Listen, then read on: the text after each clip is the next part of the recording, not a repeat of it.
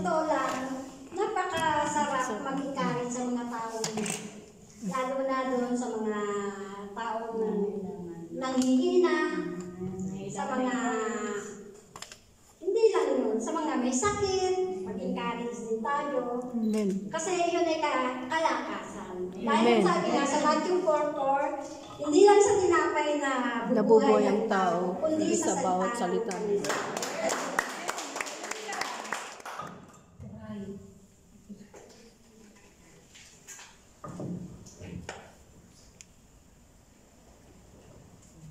Ang ibibigay kong topic sa inyo, yung Christians still face problems. Ang Kristiyano nananatiling humahanap sa mga problema, humaharap sa mga problema. Amen. So po yan, dahil hindi na tayo nawawala ng problema.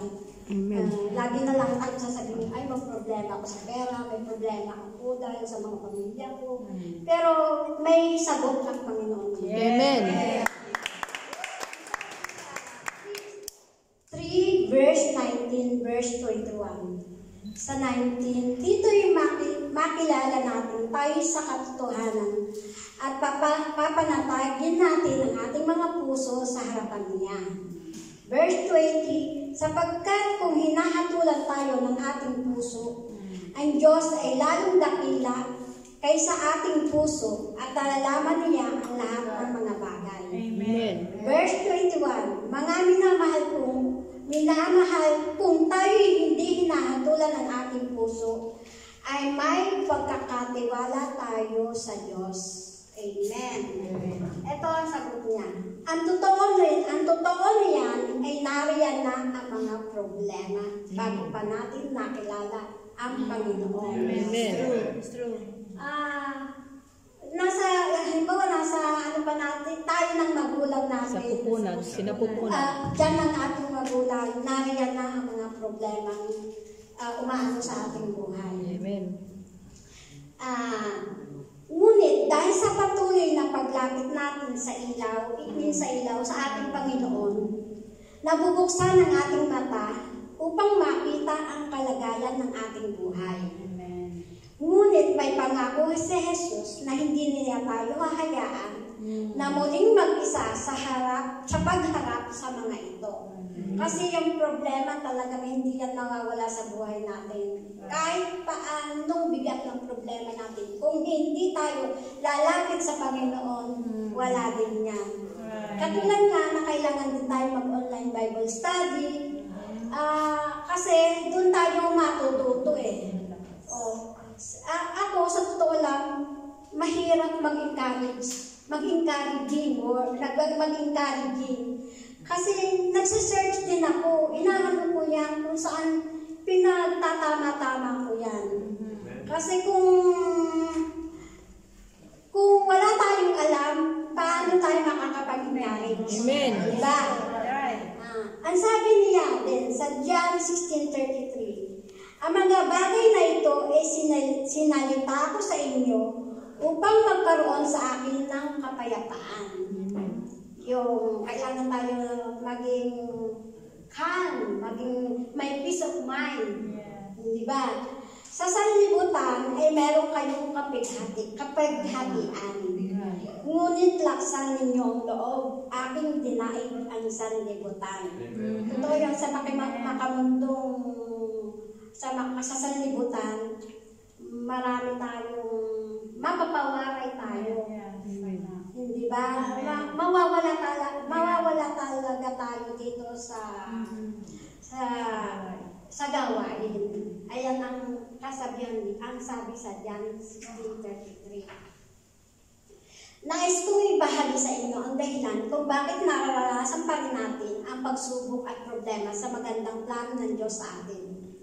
Ipinapahayag ng Diyos ang kanyang kapangyarihan at kaluwalhatian.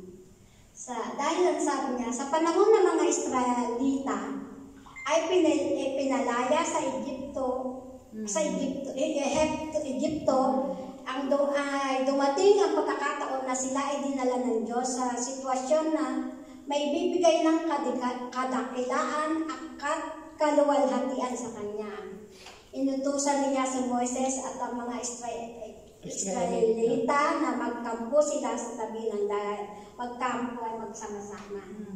Hinayaan ng Diyos na makarating ang parao at ang kanyang alagad sa dagat upang dito maipahayag ang kapangyarihan niya.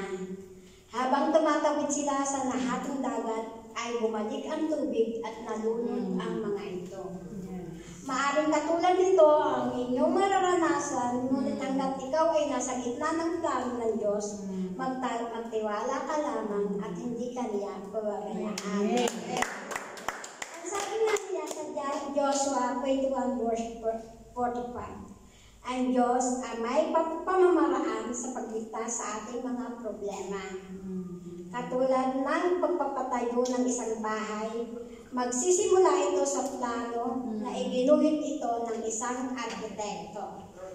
Aayusin ng engineer ang mga kailangang materyales at ang interior designer naman ang bahala sa pag-aayos ng loob ng bahay. Ang Diyos ay mahihahan tulad sa kanila. Ang Diyos ang gumuguhit at nag-aayos ng ating buhay.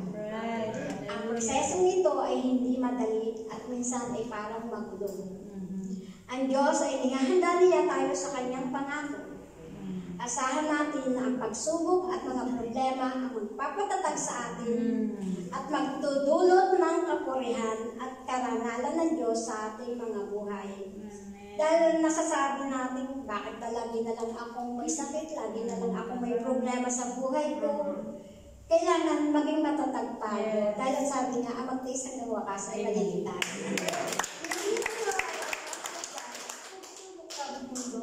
Habang ang ating hinihintay ang araw ng ating Panginoong Yesus, ipinangako naman ng Diyos na hindi na nga tayo hahayaan na mag-isa. Sapagkat ang sabi niya, ako ang Panginoon mong Diyos, ang banal na Diyos ng Israel na iyong tagapagligtas. Amen. Glory to God. Amen.